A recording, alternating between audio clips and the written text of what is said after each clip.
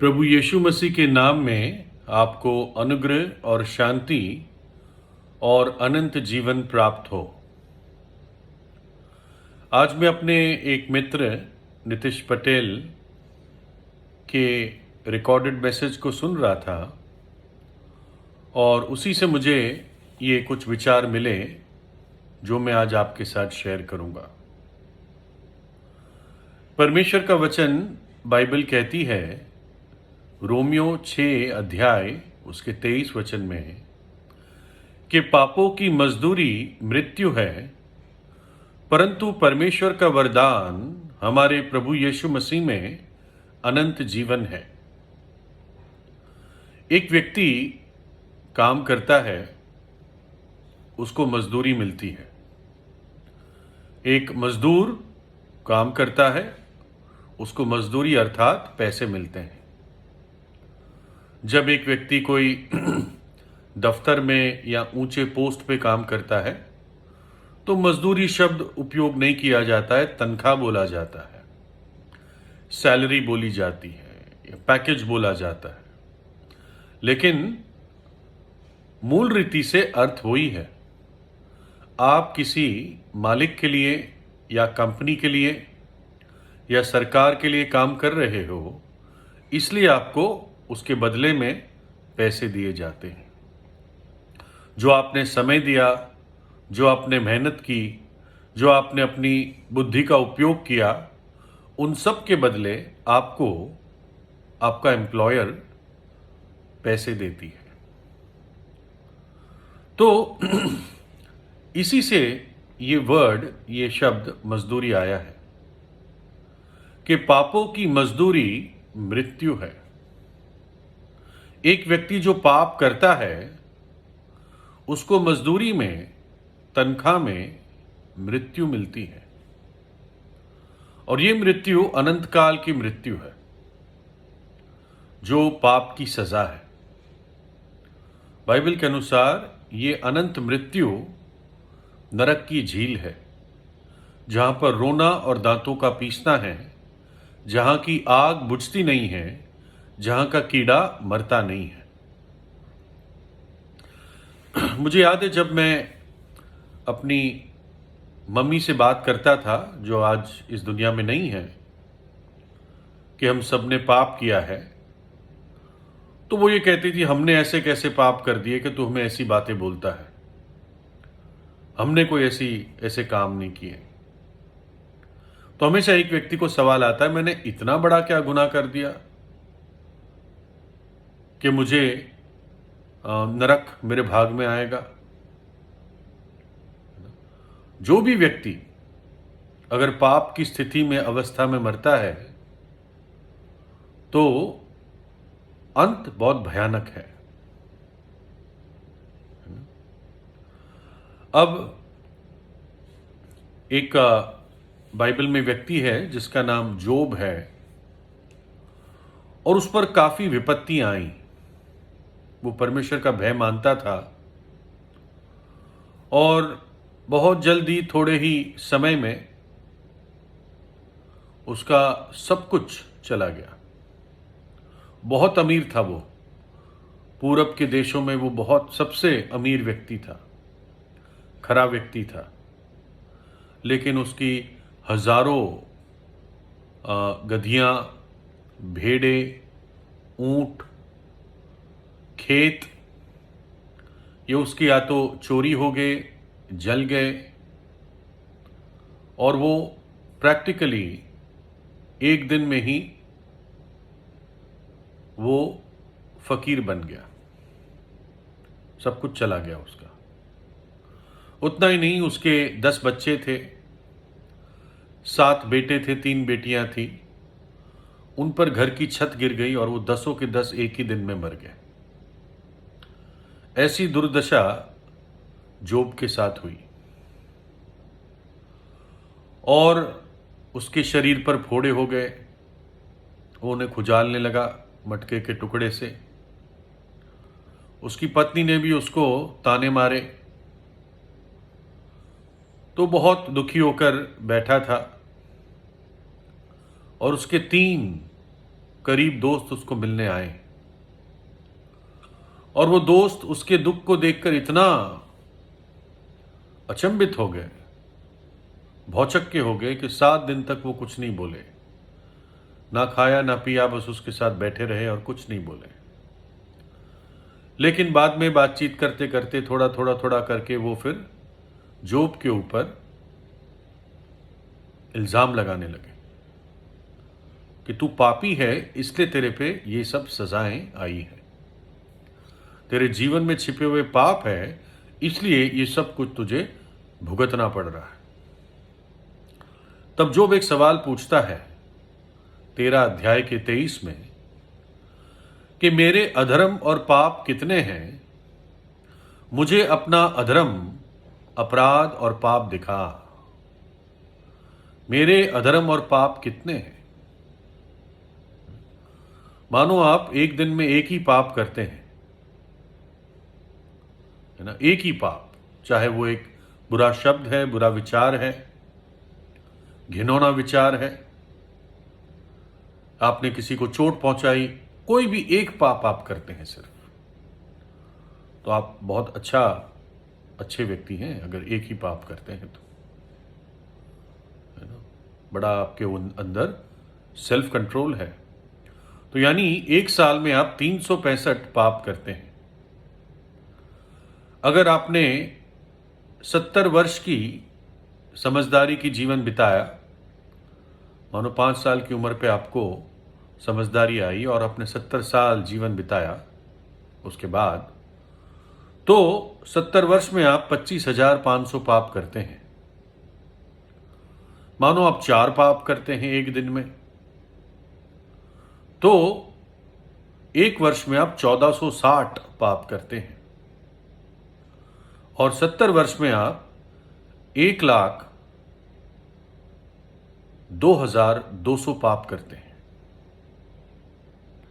अब मानो कि आपने इतने गुना इस पृथ्वी पर किए हो, इस धरती के कानून के विरुद्ध, और आपको एक जज के सामने जाना पड़े,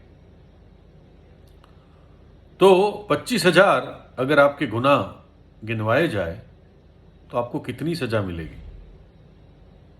सोचिए। यहां पर हम जिस जज की बात कर रहे हैं वो सारी पृथ्वी का जज है। ऐसा जज है जो पवित्र है, जो न्यायी है, जो धर्मी है, जो पैसे से खरीदा नहीं जा सकता, जो दबाव से डरता नहीं है। ऐसे जज के सामने आपको खड़ा होना है। दूसरा, जो आपको तनख्वाह मिलती है जब वो आप काम करते हैं, तो जो काम की आपकी क्वालिटी और उस काम में जो जिम्मेदारी होती है उसके अनुसार आपको तनख्वाह मिलती है। मानो कि आप माचिस की डिब्बी बना रहे हो और आपको एक माचिस की डिब्बी में 100 तीलियां भरनी है ना, और आप कहीं एक दूसरा व्यक्ति एरोस्पेस या जहां पे अंतरिक्ष में जहाज भेजे जाते हैं, ऐसे दफ्तर में काम करता है और उसको बस एक दिन में इंपॉर्टेंट डेटा 100 पंक्तियों में भरना है, तो स्वाभाविक रूप से उस व्यक्ति की तनख्वाह बहुत ज्यादा होगी उससे जो 100 तीलियां डब्बे में भरता है। जिम्मेदारी बहुत है जो अंतरिक्ष के काम में अपना दिमाग लगा रहा है। तो ये पाप कितने भारी होते हैं। भजन 38:4 में भजन लिखने वाला कहता है कि मेरे अधर्म मेरे सिर के ऊपर से चले गए हैं, यानी इतने सारे हैं, और वो एक भारी बोझ की तरह मुझ पर बहुत वजनदार है। इतना भारी बोझ है, मुझे बहुत वजन लगता है अपने ऊपर। तो जितना भारी काम, जितना भारी पाप, उतनी भारी सजा। इसलिए प्रभु यीशु कहता है मत्ती 11 में कि हे बोझ से दबे हुए और परिश्रम करने वाले लोग, मेरे पास आओ, मैं तुम्हें विश्राम दूंगा। मेरा जुआ अपने ऊपर उठा लो और मुझसे सीखो। मैं मन में नम्र और दीन हूं और तुम अपने प्राणों में शांति पाओगे। एक परमेश्वर का भय मानने वाला जवान था। उस पर जवानी की परीक्षा आई और तब उसने उस स्त्री से कहा, इस घर में मुझसे बड़ा कोई नहीं, और उसने तुझे छोड़ जो उसकी पत्नी है, मुझसे कुछ नहीं रख छोड़ा। सो भला मैं ऐसी बड़ी दुष्टता करके परमेश्वर का अपराधी क्यों कर बनूं? जब व्यभिचार का पाप उसके सामने परीक्षा के रूप में आया, उसने कहा, मैं ऐसी बड़ी दुष्टता करके परमेश्वर का अपराधी क्यों कर बनूं? एक उदाहरण वो भाई नितेश देता है कि एक व्यक्ति जज के सामने आता है क्योंकि उसने अपनी मोटरसाइकिल बहुत लापरवाही से चलाई और लापरवाही में उसने किसी की हत्या कर दी एक्सीडेंट करके। तो जज ने उसको 30 महीने की जेल की सजा दी, क्योंकि जानबूझ के नहीं किया था, एक्सीडेंट था, तब भी 30 महीने की उसको जेल की सजा मिली। तो उस व्यक्ति का छोटा भाई इतना गुस्सा हो गया कि उसने जज पर हमला किया। जज के बाल और चश्मे पे ऐसे हाथ मारे, उसका चश्मा गिर गया। तो फिर उसको पकड़ लिया गया और उस पे भी मुकदमा हुआ। वो दूसरे जज के सामने पेश किया गया और दूसरे जज ने उसको 18 महीने की जेल दी। 18 महीने की। क्यों? अगर मानो आप किसी सड़क पे किसी के साथ आपकी बातचीत हो जाए और कुछ गुस्सा हो जाए, आप उसके चश्मा हटा दो, उड़ा दो, तो क्या आपको 18 महीने की जेल हो जाएगी? नहीं। ज़्यादा से ज़्यादा आपको हो सकता है 1-2 दिन हवालात में रखे और कुछ आपको पेनल्टी पड़े, लेकिन 1.5 साल के लिए जेल चश्मा उड़ाने के लिए किसी का नहीं हो सकता। लेकिन यहां पे विचार है कि ये गुनाह किसके विरुद्ध किया गया था? जज के विरुद्ध किया गया था। एक और उदाहरण है, 1972 में एक स्त्री ने किसी देश के प्रधानमंत्री पर स्याही फेंकी, तो उस स्त्री को 6 महीने की जेल हुई। स्याही तो बच्चे फेंकते रहते हैं एक दूसरे पे, स्कूल में भी जब इंक पेन यूज करते थे, है ना। लेकिन उसने स्याही किसके ऊपर फेंकी? प्रधानमंत्री पे, इसलिए उसको 6 महीने की जेल हुई। पहचानना है कि वो गुनाह, वो पाप, वो अपराध किसके विरुद्ध हुआ है, कितने हुए थे, कितने भारी थे और किसके विरुद्ध हुए थे। ये सबसे बड़ी बात है। भजन 51:4 में वो कहता है, मैंने केवल तेरे ही विरुद्ध पाप किया और जो तेरी दृष्टि में बुरा है वो ही किया।